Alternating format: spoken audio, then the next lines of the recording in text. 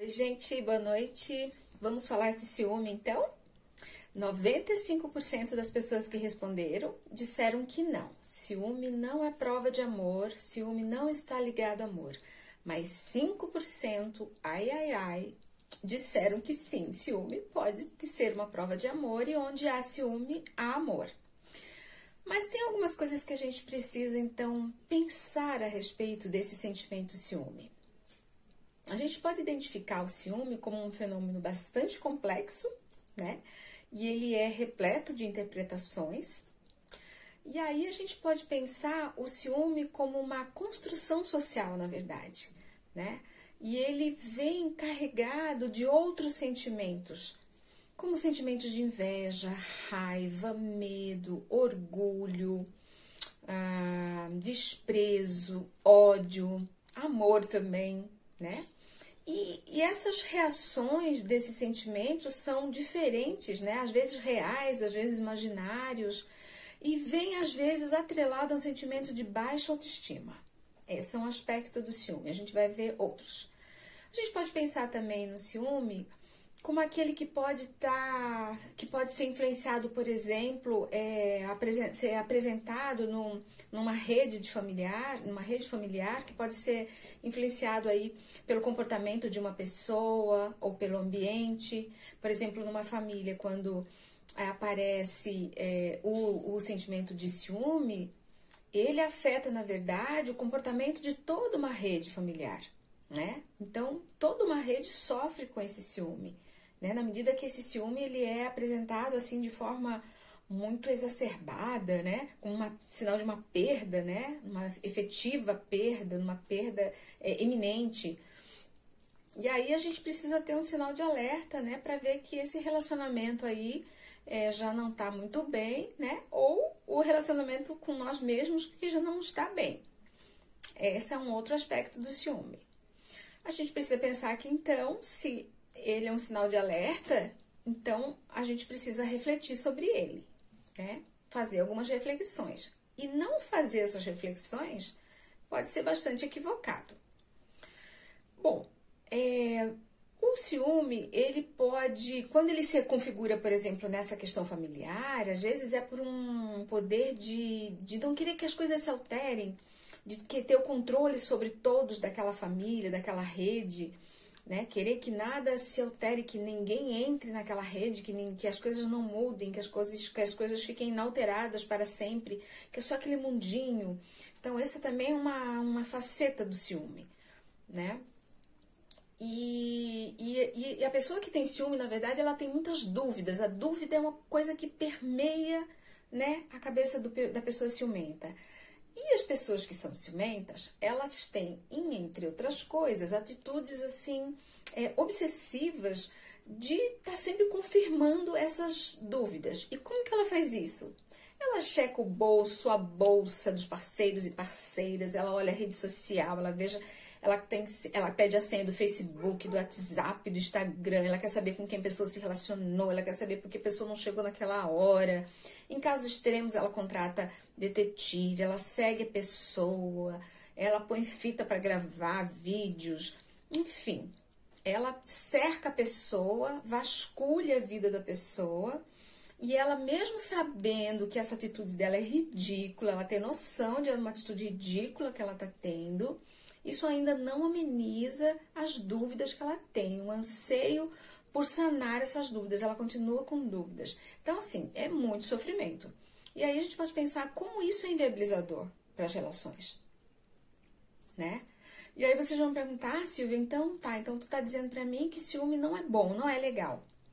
Olha, eu diria para vocês, assim, o amor, eu não vou dar respostas prontas aqui, né? Mas eu quero refletir com vocês. O amor, ele é um dos maiores desafios da vida, não é? A gente ama não para ser amado, a gente ama para amar, porque amar as pessoas é muito bom. Só que o amor, ele precisa de liberdade para crescer, não de arbitrariedade. Mas é uma liberdade, aquela liberdade que eu sempre falo em Sartre, é uma liberdade com consequências, onde você toma uma escolha e essas escolhas têm consequências, e as escolhas que você toma, você escolhe para si e escolhe para o outro, né? Porque você vive numa relação, né? Então, isso é muito interessante pensar assim, que você não vive sozinho. Então, a gente ama a pessoa, a gente deveria amar o próximo como a gente ama nós mesmos. A gente ama nós mesmos pensando que nós temos muitas possibilidades. Por que a gente não pensa que o próximo também tem direito a essas possibilidades?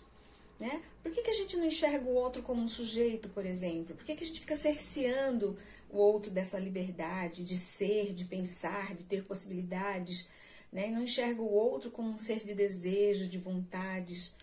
Então, reconhecer o outro como um sujeito nessa relação, né? Um sujeito de direitos, de vontades, de possibilidades, isso leva a uma noção de alteridade, que eu volto um outro dia falando sobre essa noção de alteridade na relação. É muito interessante. Mas eu teria que fazer um vídeo só sobre alteridade. Mas pensando assim, concluindo essa questão do ciúme, né? Assim, olhando por várias vertentes essa questão do ciúme, a gente pode pensar que para entrar numa relação amorosa tem coisas muito importantes para a gente analisar, né? Primeiro, o outro. Eu conheço a história do outro. Eu sei da sua história, das suas vivências, do contexto histórico, cultural, onde ele se formou, onde ele se construiu, onde ele cresceu, as experiências pelas quais ele passou. Eu conheço a minha história. Eu tenho consciência da minha história, as experiências que eu tive. Isso está sempre vívido na minha cabeça, na minha mente. Eu sei sobre mim, eu tenho um saber de mim, um saber de si, né? Que Sartre fala, o saber de si, né? Eu tenho um autoconhecimento, eu conheço o outro, porque na medida que eu conheço o outro, que eu tenho um autoconhecimento, que eu busco refletir sobre isso, as interferências, como um sentimento de ciúme, ou outras interferências, outros atravessamentos na vida, na relação amorosa ou na vida, elas poderão ser lidadas de formas mais assertivas, né? E aí a gente não pode esquecer que a liberdade é que faz crescer o amor, o relacionamento. E qualquer sentimento de posse, cerceamento, leva à frustração. E um sentimento de frustração e de fracasso, porque você não consegue manter o outro preso. Você não consegue ter o outro inteiro nas suas mãos, porque o outro não é um objeto, o outro é um sujeito. Né? Um sujeito cheio de vontades, de desejos, como eu falei. Então, aprisionar pode ser um equívoco, porque na hora que você bobear, ele vai fugir. Essa pessoa vai fugir, né? Tenta prender um passarinho numa gaiola. A hora que essa portinhola abrir, ele vai embora. E ele pode até voltar para sua gaiola, mas ele vai voltar para comer a comidinha, porque ele vai voltar por causa da fome. E ninguém quer ter alguém perto de você só por causa da fome. Você quer ter alguém perto de você por um sentimento de amor, né? Porque você ama a pessoa, né? Você não quer ter a pessoa do seu lado a fórceps, né? Só para suprir aquela necessidade de fome. Então, essa é uma analogia que é bastante interessante a gente pensar, né? E aí faz a gente refletir, pensar um pouquinho nisso, assim, que tipo de relações eu estou tendo com o outro? Né? É legal a gente ficar ligado assim nessas coisas, né?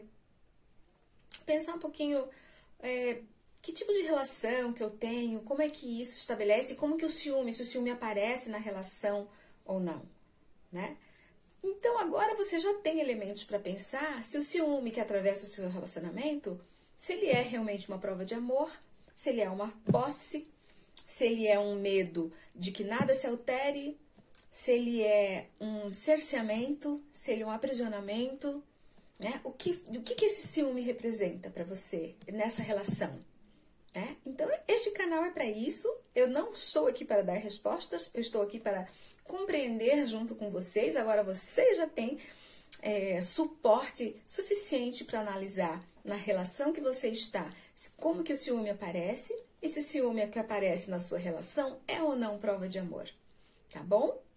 Eu espero que vocês tenham uma boa semana, que vocês se relacionem bem, que o ciúme não apareça que vocês tenham liberdade para viver as suas vidas, né? Porque a liberdade faz crescer o amor, faz crescer a vida, e a liberdade é fundamental para as pessoas. E quem é livre vai e volta. Quem não é livre, quem é preso, ele vai e não volta nunca mais. Então, beijo, boa semana de trabalho, vivam bem e vivam felizes. Eu volto em outra semana com outros temas. Você pode sugerir outros temas que te atravessam, que te angustiam. Deixa um recadinho para mim. Posta ali que eu venho aqui para falar sobre isso, tá bom? Beijo, gente. Boa semana.